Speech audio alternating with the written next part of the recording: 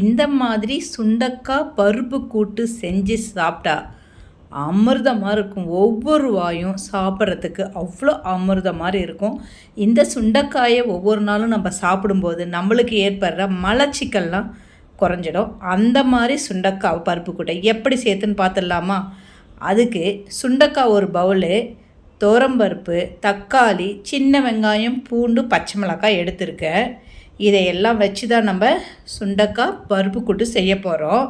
அதுக்கு முதல்ல சுண்டைக்காவை நல்லா கழுவிட்டு அதை அப்படியே வச்சு சின்ன சின்னதாக இருக்குது, அதனால் கத்தியால் நம்ம கட் பண்ணுறதுக்கு கொஞ்சம் கஷ்டமாக இருக்கும்.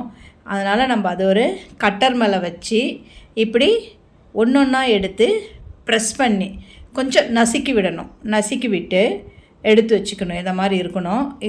உள்ளே இருக்கிற விதையெல்லாம் அப்படியே இருக்கட்டும், அதை வேஸ்ட் பண்ண வேண்டாம். இப்போ இந்த மாதிரி நம்ம எடுத்து வச்சுருக்க சுண்டைக்காவெல்லாம் இந்த மாதிரி நசுக்கி வச்சுக்கலாம். அதுக்கப்புறம் நம்ம பருப்பு எடுத்துருக்கு இல்லையா, அதை ஒரு 2 வாட்டி அலசிட்டு தண்ணி ஊற்றி ஒரு 10 நிமிஷம் ஊறட்டும். இப்போ ஊறின பிறகு நம்ம எடுத்து வச்சுருக்கிற அந்த சுண்டைக்காவை சேர்த்துக்கலாம். அடுத்து நம்ம பச்சை மிளகாய், சின்ன வெங்காயம் ரொம்ப அருமையாக இருக்கும். சின்ன வெங்காயம் ஒரு பவுல் எடுத்து வச்சுருக்கேன், அதையே அதை சேர்த்துக்கிட்டு ஒரு பூண்டு 10 பல் உரித்து வச்சுருக்கேன், அதையே அதுவும் கூட சேர்த்துக்கிட்டு புளி ஒரு சின்ன எலுமிச்சம்பழ அளவு புளியை சேர்த்துக்கலாம். 1 டீஸ்பூன் உப்பு சேர்த்துருக்கேன், உங்களுக்கு தேவையான அளவு உப்பு போட்டுக்கலாம். ஒரு 2 தக்காளி, நான் கொஞ்சம் காயாக தான், நம்ம வீட்லேயே அது ரெடியான தக்காளி, காய்ச்ச தக்காளி, அதையும் போட்டுருக்கேன். இது எல்லாத்தையும் சேர்த்து குக்கரில் வச்சு வேக வச்சு ஒரு 5 விசில் வச்சு எடுத்துக்கலாம். இப்போ குக்கரில் எல்லாமே அது நல்லா வெந்திருக்கு. ஒரு 5-6 விசில் வச்சிங்கன்னா சூப்பராக வெந்துடும்.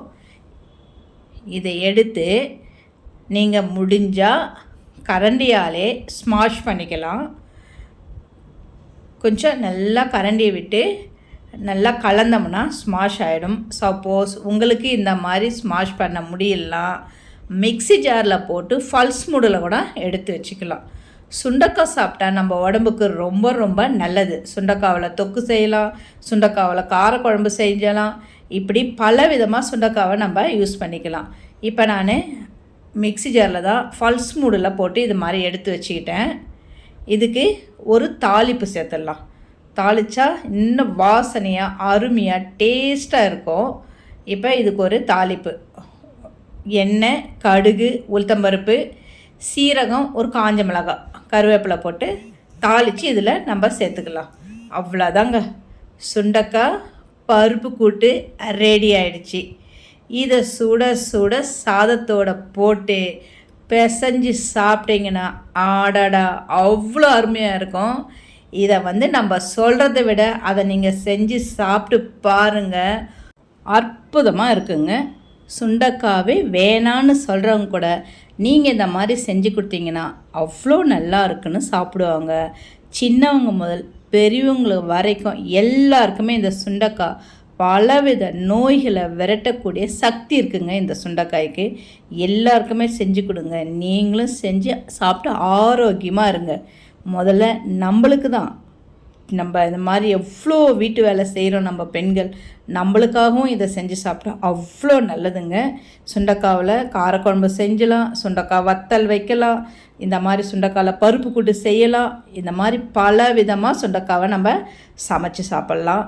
அப்புறம் என்னங்க, நீங்களும் இந்த மாதிரி செஞ்சு சாப்பிட்டுட்டு கமெண்டில் எப்படி வந்திருக்குன்னு சொல்லுங்கள். மறக்காமல் நம்ம சேனலையும் சப்ஸ்கிரைப் பண்ணிக்கோங்க, சமையல் பண்ணுங்கள்.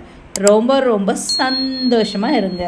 கஷ்டப்படாமல் இஷ்டப்பட்டு சமைச்சா சாதாரண சமையல் கூட சரித்திரம் படைக்கும். அப்புறம் இந்த வீடியோ உங்களுக்கு பிடிச்சிருந்தா உங்கள் ஃபேமிலி அண்டு ஃப்ரெண்ட்ஸுக்கு ஷேர் பண்ணுங்கள். நன்றி, வணக்கம், வாழ்க வளமுடன்.